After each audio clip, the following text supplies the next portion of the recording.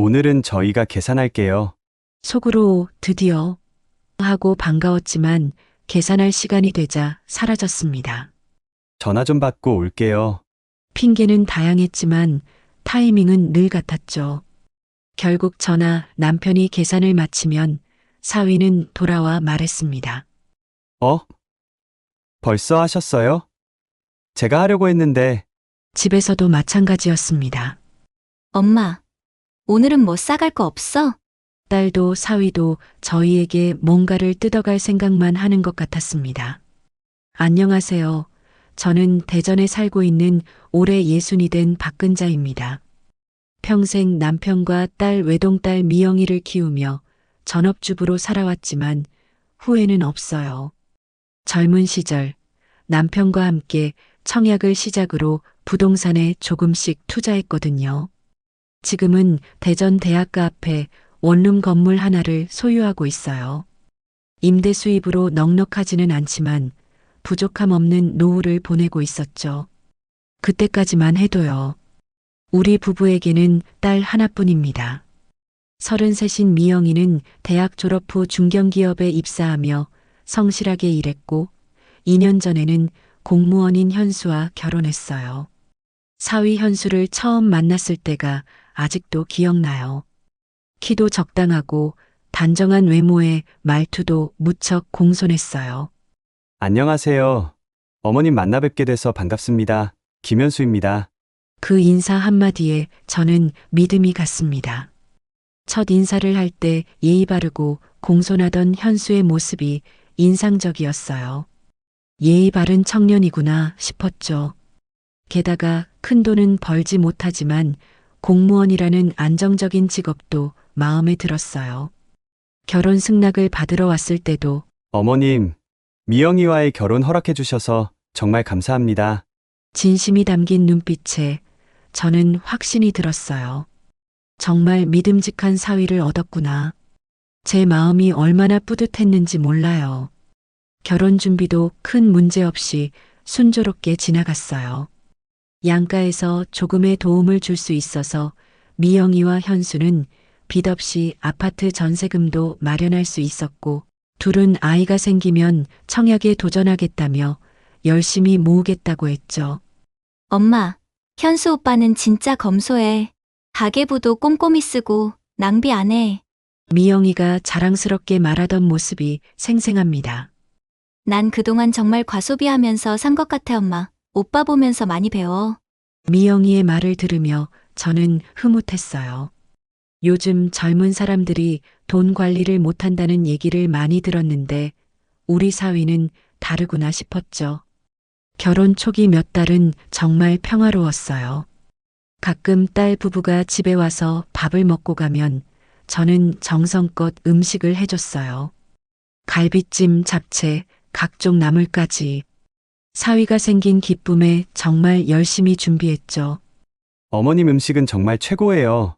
사위와 딸이 맛있게 먹어주는 모습을 보면서 저는 뿌듯함을 느꼈어요. 미영이도 행복해 보였고요. 엄마, 정말 맛있어요. 역시 엄마 손맛이 최고야. 미영이가 환한 미소를 지으며 말할 때마다 제 마음도 따뜻해졌어요. 그런데 시간이 지나면서 뭔가 이상하다는 느낌이 들기 시작했어요. 처음엔 아주 사소한 것들이었죠. 현수가 집에 올 때마다 냉장고를 유심히 살펴보더니 자연스럽게 말을 꺼내는 거예요. 어머님, 이 김치 정말 맛있네요. 그 말투 속엔 뭔가 기대하는 눈치가 있었죠. 아, 그래? 그럼 좀 싸줄게 갖고 가서 미영이랑 먹어. 제가 말하면 그는 항상 웃으며 감사합니다. 어머님. 했지만 그런 일이 반복되니 조금 이상한 감정이 들기도 했어요. 처음에는 그저 제 음식이 맛있어서 그러는가 보다라고 생각했어요. 미영이도 점점 변해갔어요. 예전에는 눈치를 보며 미안해하던 아이가 이제는 당연하게 여기기 시작했어요. 엄마 먹고 남은 반찬은 우리 싸주면 안 될까? 우리는 맞벌이라서 반찬해 먹기가 여의치 않네. 그 말을 들으면서 저는 복잡한 기분이 들었어요. 맞벌이 부부라 바쁜 건 알지만 그 당연함이 불편하게 느껴졌습니다. 그러던 어느 토요일 미영이 부부가 제안했습니다. 어머님, 오늘 날씨도 좋은데 근처 갈비집 가볼까요? 어느 토요일 오후 딸과 사위 현수가 먼저 제안했어요. 장인, 장모를 어려워하지 않고 부침성 있는 사위가 기특했어요. 먼저 나서서 가족 모임을 제안하다니 정말 우리 딸이 좋은 사람과 결혼했구나 싶었죠. 좋은 생각이네. 날도 좋은데 오랜만에 다 같이 나가서 외식이나 하자. 남편도 좋아했어요. 그런데 막상 식사를 마치고 계산할 때가 되자 두 사람은 아무 말 없이 휴대폰만 들여다보고 있었습니다. 남편과 제가 눈치를 보다가 결국 계산을 했죠. 첫 번째니까 그럴 수 있지. 그렇게 넘겼지만 그 후로도 마찬가지였어요. 하지만 두 번째, 세 번째, 이런 일이 계속 반복되었어요. 항상 현수가 먼저 어디 가서 맛있는 거 먹을까요? 라고 제안하지만 정작 계산은 한 번도 하지 않았어요. 심지어 계산 시간이 되면 화장실에 가거나 차를 빼러 나간다는 핑계로 자리를 뜨는 일이 잦아졌어요. 그때부터 제 마음속에 뭔가 불편한 감정이 자리 잡기 시작했어요. 이게 맞는 걸까? 그러던 중 명절이 다가왔습니다. 추석 준비로 온 집안이 바빴어요. 차례상을 준비하고 집 청소하고 음식 만들고 저는 며칠 전부터 준비하느라 정신없었어요. 근처에 살면서도 현수와 미영이는 당일까지 아무 도움도 주지 않다가 명절 당일 저녁에야 집에 도착했어요. 그래도 이해하려 했습니다. 시댁부터 들렀을 거라 생각했죠. 하지만 식사 후 두 사람은 소파에 앉아 TV만 보며 움직이질 않았습니다. 얘들아, 엄마 좀 도와줄래? 그러자 미영이가 말했습니다. 엄마, 우리 시댁에서 이틀 내내 일했어. 여기선 좀 쉬면 안 돼? 미영의 대답을 들으면서 이해는 됐지만 마음은 또 달랐습니다. 왠지 모를 서운한 감정이 들었어요. 차례를 지내고 식사를 마친 후 사위는 당연하다는 듯 반찬통을 들고 와 미영이에게 전달해 줬어요. 그리고 미영이는 말도 없이 음식을 포장하기 시작했어요. 갈비찜, 전, 나물. 거의 대부분을 포장하는 거예요. 어머님, 두 분 드시긴 너무 많으시니까 저희가 열심히 도와드릴게요. 도와준다는 말과는 달리 저는 물어보지도 않은 음식을 그냥 챙겨가는 모습에 말문이 막혔습니다. 그날 밤 남편이 말했어요. 여보, 당신 이번 명절 정말 고생했어. 미영이랑 현수, 나 좀 화나더라. 일은 하나도 안 도우면서 먹을 것만 잔뜩 챙기고 가니 말이야. 저도 그렇게 생각했어요. 하지만 한동안 참고 지켜보기로 했어요. 신혼이니까, 아직 어리니까, 그렇게 스스로를 달래면서 말이에요. 지금 돌이켜보면 그때 처음으로 말했어야 했습니다. 이런 작은 일들이 결국 큰 문제로 이어질 줄은 몰랐습니다. 지 6개월쯤 지나면서 현수의 진짜 모습이 서서히 보이기 시작했습니다. 처음엔 단순한 우연이라 생각했지만 반복되는 패턴은 생각보다 훨씬 치밀했죠. 어머님, 요즘 물가가 너무 올라서 장보기도 무섭네요. 한숨을 쉬며 말하는 현수의 눈빛엔 은근한 기대가 담겨 있었어요. 저희 같은 젊은 부부는 돈 모으기 정말 힘들어요. 그래도 맞벌이잖아. 열심히 모으면 금방 집 살 수 있을 거야. 저는 모른 척하며 응원해줬어요. 네. 그런데 집 때문에 아끼다 보니 생활비가 많이 빠듯하네요. 현수의 목소리는 점점 작아졌습니다. 처음엔 마음이 쓰였어요. 지원해줄 수 있는 만큼 해줬다고 생각했는데 자꾸 어려움을 토로하니 안쓰러운 마음이 들더라고요. 미영아, 너희 정말 그렇게 힘들어? 뭐 그냥 좀 빡빡하게 살긴 해. 그래도 괜찮아. 미영이는 손사래를 쳤지만 그 말투엔 왠지 모르게 뭔가 기대하는 듯한 모습이었어요. 결국 딸 부부가 올 때마다 저는 5만 원, 10만 원씩 미영이에게 건넸습니다. 한두 번이 아니었어요. 엄마, 이번 달엔 유독 힘드네. 보험료의 관리비까지. 이유는 매번 달랐지만 결론은 같았습니다. 결국 또 돈이란 이야기였죠. 외식할 때도 마찬가지였어요. 사위의 패턴은 너무 뻔했습니다. 어머님, 오늘은 제가 계산할게요. 어느 날은 그렇게 말하더군요. 속으로 드디어 하고 반가웠지만 계산할 시간이 되자 사라졌습니다. 전화 좀 받고 올게요. 차 시동 걸어 놓을게요. 핑계는 다양했지만 타이밍은 늘 같았죠. 결국 저나 남편이 계산을 마치면 현수는 돌아와 말했습니다. 어? 벌써 하셨어요? 제가 하려고 했는데, 너무 익숙한 말투, 표정도 진심이 아니란 걸 이제는 단박에 알 수 있었어요. 집에서도 마찬가지였습니다. 엄마, 오늘은 뭐 싸갈 거 없어? 미영이는 냉장고 문을 열고 하나하나 훑어보더니 말했습니다. 엄마, 갈비 했네. 왜 말 안 했어? 장조림, 내가 좋아하는 거잖아. 자기야, 장모님께 많이 챙겨달라고 해봐. 두 사람은 마치 마트를 둘러보듯 냉장고를 쇼핑하고 있었죠. 그래, 가져가렴. 제가 말하면 현수는 항상 웃으며 말했어요. 감사합니다. 하지만 그 다음 행동이 더 가관이었습니다. 김치 한 통, 고기 한 팩, 반찬 여러 가지를 몽땅 포장해 갔죠. 두 분이 드시기엔 많으시니까 저희가 가져갈게요. 항상 같은 멘트였습니다. 주말이면 어김없이 전화가 왔고 저녁 먹고 가겠다는 말뿐이었죠. 그들이 온다는 말에 안 된다고 하긴 어려워. 저는 늘 그래 와서 저녁 먹고 가렴 하고 말했습니다. 그런데 식사가 끝나면 늘 똑같은 말이 나왔습니다. 정말 맛있었어요, 어머님. 남은 거 좀 싸주세요. 칭찬은 늘 했지만 그건 남은 음식을 가져가기 위한 수순일 뿐이었죠. 저희는 한 그릇도 못 건질 때가 많았습니다. 그날 밤 남편이 말했습니다. 여보, 현수 보면 볼수록 진짜 뻔뻔하지 않아?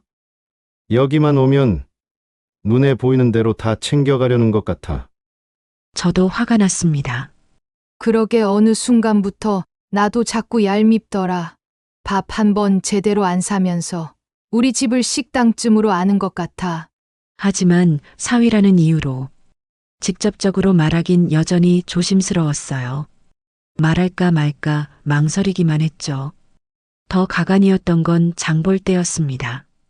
저희 부부는 주말마다 대형마트에 가서 일주일치 식재료를 샀고 딸 부부는 그걸 알았는지 어느 순간부터 같이 가요. 라며 따라붙기 시작했죠. 처음엔 그냥 딸이니까 그러려니 했습니다. 그런데 장바구니에 물건을 담기 시작한 건 주로 그쪽이었어요. 이 새우 좋다. 어머님 것도 같이 담아드릴게요. 과일 진짜 신선하네요. 이거는 무조건 사야 해요. 현수는 계속 비싼 재료들을 고르더니 말했습니다. 저희가 계산할게요. 어머님, 아버님 것도 같이 담으세요. 그 말에 잠깐 마음이 풀렸지만 계산대에 다다르자 또 사라졌습니다. 어머님, 잠깐 화장실 좀요. 계산대 앞에 남은 건 저 혼자였고 직원이 말했습니다. 총 12만 원입니다.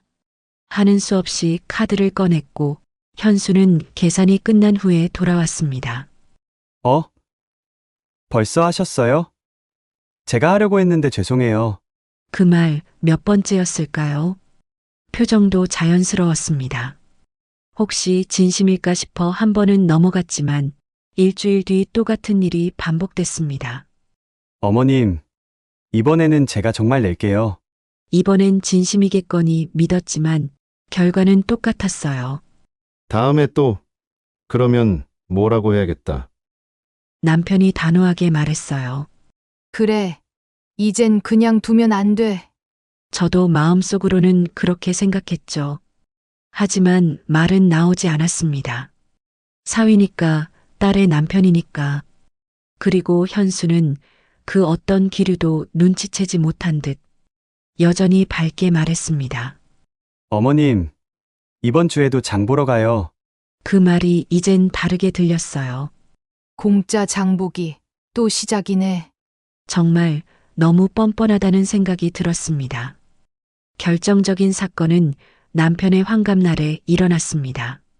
저는 한 달 전부터 조용히 준비를 시작했어요. 솔직히 속으로는 딸 미영이가 해주길 바랐죠. 하지만 그럴수록 실망만 크다는 걸 알기에 이번에도 그냥 제가 챙기기로 마음먹었습니다. 남편이 평소 좋아하던 한정식 집을 예약했고 온 가족이 함께 모여 식사하기로 했어요. 미영이 부부에게도 미리 알려줬죠. 아버님 환갑이시니까 꼭 시간 비워놓고 식사하자. 저는 혹시 몰라서 딸과 사위에게 일러두었어요. 혹시 이번엔 사위가 먼저 계산하려 하지 않을까? 적어도 반반은 내지 않을까? 작은 기대를 하고 있었죠. 드디어 환갑 당일.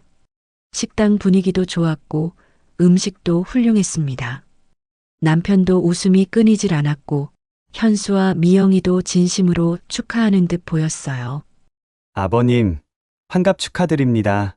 건강하게 오래 사세요. 현수의 인사가 정중해서 잠시 마음이 놓였죠. 그래, 오늘은 다르구나. 그렇게 생각했어요. 식사 내내 분위기는 화기애애했어요. 현수는 농담도 건네고 기분 좋은 말도 했습니다. 아버님, 환갑 같지 않으세요. 한창 청년 같으십니다. 제 마음도 따뜻해졌죠. 하지만 계산할 시간이 다가오자 분위기는 단번에 식었습니다. 현수가 갑자기 자리에서 일어났습니다. 잠깐 화장실 좀 다녀올게요. 또였습니다. 익숙한 그 패턴. 제 가슴이 쿵 내려앉았습니다. 왜 하필 지금, 왜 항상 이 타이밍에? 그가 자리를 비운 사이 계산서가 나왔고 미영이는 아무 말 없이 앉아 있었습니다. 지갑을 꺼낼 기미도 없었죠. 미영아, 제가 말을 꺼내려는데 미영이가 먼저 말했어요. 엄마, 계산 다 했어? 그 한마디에 제 안에 뭔가가 툭 하고 끊어졌습니다. 아, 이젠 완전히 당연하게 여기는구나. 현수가 돌아왔습니다. 그리고 아무렇지 않게 말했죠. 오늘 저녁 너무 맛있었어요. 잘 먹었습니다. 저는 그 얼굴을 똑바로 쳐다봤습니다. 미안함? 전혀 없었어요. 오히려 당당했죠. 계산은 원래 우리가 하는 일인 것처럼요. 차에 타고 집으로 돌아오는 길. 차 안엔 정적만 흘렀습니다. 그러다 남편이 터졌어요. 진짜 너무하네. 당신이 식당 예약도 하고 다 준비한 거잖아. 아무리 그래도 환갑날까지 절해야 해? 저도 더는 참을 수 없었어요. 나도 오늘은 너무 실망이야. 우리를 지갑쯤으로 여기는 것 같아. 남편이 거들었습니다. 미영이도 문제야. 지 남편이 저래도 한마디를 안 해? 우리가 자식 잘못 키운 거지. 저는 눈물이 쏟아졌습니다. 분노, 서운함, 허탈함이 한꺼번에 올라왔어요. 정말 어이가 없어. 그놈의 화장실 핑계는 몇 번째야. 계산하기 싫으면 차라리 말을 하지. 남편도 한숨을 쉬며 말했죠. 처음엔 애들이 돈 모으느라 그런 줄 알았어. 근데 이제는 습관이야. 우리만 바보 된 거지. 그날 밤 우리는 오랫동안 이야기했습니다. 여보, 이대로는 안 되겠어요. 제가 먼저 말했어요. 이대로 계속 가면 우리 평생 호구야. 남편도 고개를 끄덕였습니다. 그래. 우리가 너무 만만했나 봐. 해주니까 당연한 줄 아는 거지. 저는 마음을 정했습니다. 여보, 이젠 미영이네랑 거리 두자. 응. 더 이상은 안 돼. 남편도 단호했습니다. 다음 날 아침 손이 떨리는 걸 억지로 다잡으며 미영이에게 전화를 걸었습니다. 미영아, 엄마가 생각해 봤는데 말이 쉽게 나오지 않았어요. 한참을 머뭇거리다가 겨우 말을 이었습니다. 우리가 너무 자주 만나는 것 같아. 전화 너머 정적이 흘렀습니다. 엄마, 갑자기 무슨 소리야? 미영이의 당황스런 목소리. 저는 다시 용기를 내 말했습니다. 이제는 서로 각자의 삶이 있으니까 명절도 각자 보내고 생일도 그냥 안부 정도만 하자. 그 말을 듣고도 미영이는 물었습니다. 엄마, 밥 잘 먹고 와서 갑자기 왜 이래? 그 말에 저는 더 서운해졌습니다.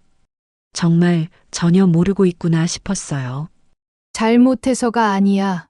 그냥 서로를 위해서야. 이만 끊자. 전화를 끊고 저는 자리에 주저앉았습니다. 내가 너무한 걸까? 혼란스러웠지만 더는 참을 수 없었습니다. 그렇게 저는 딸과의 거리두기를 선언했습니다.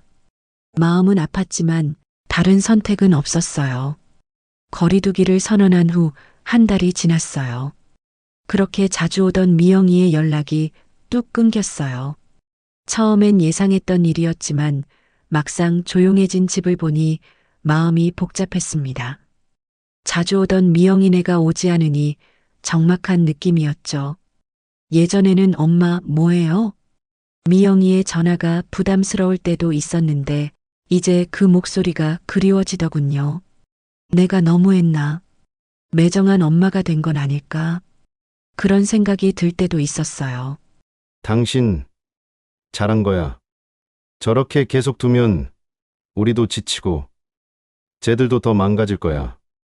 남편의 목소리는 단호했어요. 그래도 마음 한편으로는 미영이가 걱정되었어요. 잘 지내고 있을까? 혹시 아프거나 힘든 일은 없을까?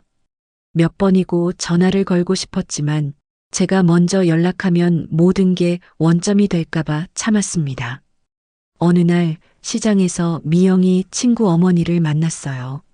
미영 어머니 잘 지내죠? 네. 잘 지내고 있어요. 얼마 전에 우리 딸이 미영이 봤다는데, 예. 우리 딸이 저한테 해주는 거 보곤 미영이가 나는 진짜 못했던 것 같다고 하더래요. 제 귀가 번쩍했어요. 왜요? 자기가 엄마한테 정말 불효녀였던 것 같다고 했다는데요. 그 말을 듣는 순간 나도 모르게 마음이 흔들렸어요. 기대하지 않으려 했는데 어쩌면 이번엔 다를지도 모른다는 생각이 스쳤죠. 미영이가 그런 말을. 집에 돌아와 생각이 많아졌습니다. 혹시 딸이 진짜 뭔가를 느낀 걸까? 확신은 없었지만 한편으론 우리 부부의 삶이 한결 가벼워진 것도 사실이었어요.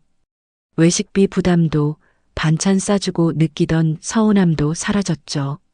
남편과 이대로 조용히 지내는 노후가 나쁘지 않았어요. 여보, 요즘 집이 평화롭지 않아? 남편이 편안한 표정으로 말했어요. 그러게 마음고생이 없으니 덜 피곤하네. 저도 그렇게 답했죠.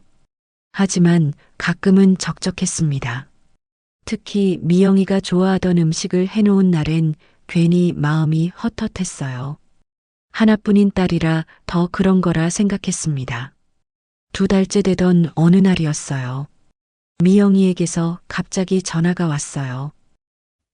엄마, 목소리가 조금 달랐어요. 예전처럼 당당하지 않고 뭔가 조심스러웠어요. 제 가슴이 쿵 뛰었어요. 응. 미영아. 잘 지냈어? 제 심장이 쿵 내려앉았습니다. 엄마, 다음 주 엄마 생일이잖아. 그냥 조용히 보내려고 해. 담담하게 말했지만 속으론 설렘이 피어올랐어요. 엄마만 괜찮으면 엄마가 우리 집으로 올래? 내가 엄마 생일상 차려주고 싶어서 그래. 나는 깜짝 놀랐어요. 미영이가 직접 생일상을 차려주겠다고? 결혼하고 나서 한 번도 그런 적이 없었는데 갑자기 무슨 말이야? 그냥 하고 싶어서. 미영이의 목소리가 작아졌어요. 마치 잘못한 아이처럼 들렸어요. 전화를 끊고 나서 저는 남편에게 말했어요. 여보, 미영이가 이상해. 생일상을 차려주겠다고 하네. 남편이 놀란 표정으로 말했어요. 진짜. 해가 서쪽에서 뜨나? 우리는 반신반의하며 그날을 기다렸어요. 기대와 의심이 뒤섞인 마음으로요. 제 마음은 복잡했어요. 기대와 의심이 섞여 있었죠. 며칠 동안 저는 잠을 제대로 못 잤어요. 미영이의 목소리가 자꾸 떠올랐어요. 예전과는 다른 조심스러운 그 목소리가요. 혹시 진짜 뭔가 깨달은 걸까? 하지만 너무 기대하고 싶지는 않았어요. 실망할까봐 두려웠거든요. 남편도 비슷한 마음이었나 봐요. 기대하지 말자. 그냥 말만일 수도 있어. 그렇게 말하면서도 눈빛은 설렘으로 반짝였어요. 생일이 며칠 남지 않았을 때 저는 혼자 중얼거렸어요. 정말 생일상 차려주려나? 제 목소리는 떨리고 있었어요. 그동안 쌓인 서운함과 그리움, 그리고 작은 희망이 뒤섞여 있었어요. 미영이가 정말 변했을까? 아니면 그냥 일시적인 마음일까? 그날이 오기까지 우리는 묵묵히 기다렸습니다. 정말 딸이 변했는지 그 대답은 이제 곧 알 수 있을 것 같았습니다. 제 생일 당일이었어요. 미영이의 전화로 미영이네 집에 갔더니 부엌에서 뭔가 분주하게 준비하고 있었어요. 그리고 소매를 거둔 사위 현수까지 저는 순간 멈춰 섰습니다. 제 눈이 휘둥그레졌어요. 어머님, 생신 축하드립니다. 현수가 환하게 웃으며 꽃다발을 건넸어요. 그리고는 소매를 걷어올리더니 말했어요. 오늘은 앉아만 계세요. 저희가 준비할 때까지 편안하게 쉬세요. 저는 꿈을 꾸는 건 아닌지 의심했어요. 이게 정말 그 우리 딸 사위가 맞나? 상 위에는 제가 좋아하는 미역국, 갈비찜, 정갈한 나물들이 하나씩 놓이기 시작했어요. 예전엔 엄마 밥 돼요? 하며 받기만 하던 애가 이렇게 정성껏 차린다는 게 믿기지 않았습니다. 엄마, 앉아 계세요. 오늘은 제가 다 할게요. 미영이의 목소리가 떨렸어요. 뭔가 다급하면서도 초조해 보였어요. 저는 가슴이 뭉클해졌어요. 사위도 정말로 열심히 도와줬어요. 설거지도 하고 상도 차리고 분주하게 움직였죠. 미영아, 이건 어디에 놓을까? 제가 일어나서 조금 도와주려고 하면 어머님, 오늘은 정말 앉아만 계세요. 저는 꿈을 꾸는 건 아닌지 의심했어요. 이게 정말 그 우리 딸 사위가 맞나? 상 위에는 제가 좋아하는 미역국, 갈비찜, 정갈한 나물들이 하나씩 놓이기 시작했어요. 엄마, 걱정하지 말고 좀 계시라니깐요. 미영이의 목소리가 떨렸어요. 뭔가 설레면서도 즐거워 보였어요. 저는 가슴이 뭉클해졌어요. 사위도 정말로 열심히 도와줬어요. 설거지도 하고 상도 차리고 분주하게 움직였죠. 뭘 이렇게 많이 준비했어, 힘들게. 제가 한마디 건네자 미영이가 말했어요. 난 그렇게 엄마한테 받기만 했는데 이게 뭐가 힘들어. 당연하게 집에 와서 엄마 밥 안 됐어? 물어보던 미영과는 너무 다른 모습이었죠. 식사 후 미영이와 현수가 조심스레 봉투를 꺼냈어요. 엄마, 얼마 안 되지만 생신 용돈이에요. 순간 말문이 막혔습니다. 결혼 후 처음 받는 딸의 용돈. 아니, 결혼 전에도 거의 없던 일이었죠. 왜 갑자기 이러니? 제 말이 끝나기도 전에 미영이의 눈가에서 눈물이 흐르기 시작했어요. 엄마, 그동안 너무 죄송했어요. 엄마 아빠가 해주는 걸 당연하게만 생각했어요. 아니다. 우리가 너를 잘못 가르쳤다. 저도 모르게 눈물이 났어요. 얼마 전에 지은이네 갔는데 미영이가 흐느끼며 말했어요. 다른 친구들이 어머니께 용돈도 드리고 직접 음식도 해드리는 걸 보고 제가 얼마나 이기적이었는지 깨달았어요. 제 가슴에 작은 응어리가 풀리는 것 같았어요. 미영이가 계속 말했어요. 아빠 환갑에도 외식할 때도 계산 한 번 안 하고 앉아 있었고, 명절에도 손 하나 까딱 안 했어요. 모든 걸 너무 쉽게 받기만 했어요. 그때 사위도 고개를 깊이 숙였어요. 어머님, 저도 외아들로 크며 늘 부모님께 받기만 하며 자랐어요. 그게 당연한 줄만 알았습니다. 이제야 알겠어요. 정말 죄송합니다. 현수의 목소리도 떨렸어요. 앞으로는 그런 일로 실망시켜드리지 않겠습니다. 그 말을 듣는데 그간 쌓였던 서운함이 눈물로 터져 나왔어요. 이런 날이 올 줄은 정말 몰랐어요. 그동안 우리가 엄마, 아빠를 너무 서운하게 했죠? 미영이가 제 손을 잡으며 말했어요. 이제 제대로 효도하고 싶어요. 천천히 해볼게요. 엄마, 아빠. 저는 말없이 딸을 꼭 안아줬습니다. 그 순간만큼은 모든 상처가 눈 녹듯 사라졌어요. 하지만 저는 조심스레 말했죠. 고맙다, 미영아. 미영이가 울면서 말했어요. 그리고 이제부터 자주 만나요. 제가 더 잘할게요. 그동안의 서운함이 눈 녹듯 사라졌어요. 화가 났던 것도 실망했던 것도 모두 사라졌어요. 하지만 저는 성급하게 예전으로 돌아가고 싶지는 않았어요. 미영아, 고마워하지만 너무 급하게 하지는 말자. 제가 차분하게 말했어요. 천천히 좋은 관계를 만들어가면 돼. 네. 엄마, 저도 그렇게 생각해요. 미영이가 고개를 끄덕였어요. 그날 이후 모든 게 조금씩 달라졌습니다. 미영이와 현수는 외식할 때 번갈아 가며 계산하기 시작했어요. 명절 때도 적극적으로 도와줬어요. 무엇보다 감사하다는 말을 자주 했어요. 어머님, 오늘 음식 정말 맛있어요. 감사합니다. 어머님, 이번 주말에 저희가 외식 대접할게요. 현수도 완전히 달라졌어요. 심지어 예전엔 당연하듯 싸가던 음식도 손대지 않았고 계산할 때 화장실 가던 모습도 사라졌습니다. 지금 생각해보니 거리두기가 정답이었어요. 너무 쉽게 주면 당연해진다는 걸 깨닫게 되었어요. 사랑도 관계도 때로는 단호함이 필요하다는 걸 알게 됐습니다. 여보, 정말 잘했어. 남편이 말했어요. 그때 참고 넘어갔으면 미영이네 똑같았을 거야. 요즘 우리는 한 달에 2번 정도 만나요. 부담스럽지 않은 선에서 서로를 존중하며 지내고 있어요. 미영이도 이제 진짜 어른이 된 것 같아요. 30년간 부동산에 투자하며 배운 게 있다면 좋은 관계도 투자와 같다는 거예요. 일방적으로 주기만 하면 손해고 서로 주고받을 때 진정한 가치가 생겨요. 지금 우리 가족은 그 균형을 찾아가고 있어요. 완벽하지는 않지만 예전보다 훨씬 건강한 관계가 되었다고 생각해요. 가끔 미영이가 말해요. 엄마, 그때 정말 고마웠어요. 엄마가 단호하게 말 안 해주셨으면 전 계속 철없이 살았을 거예요.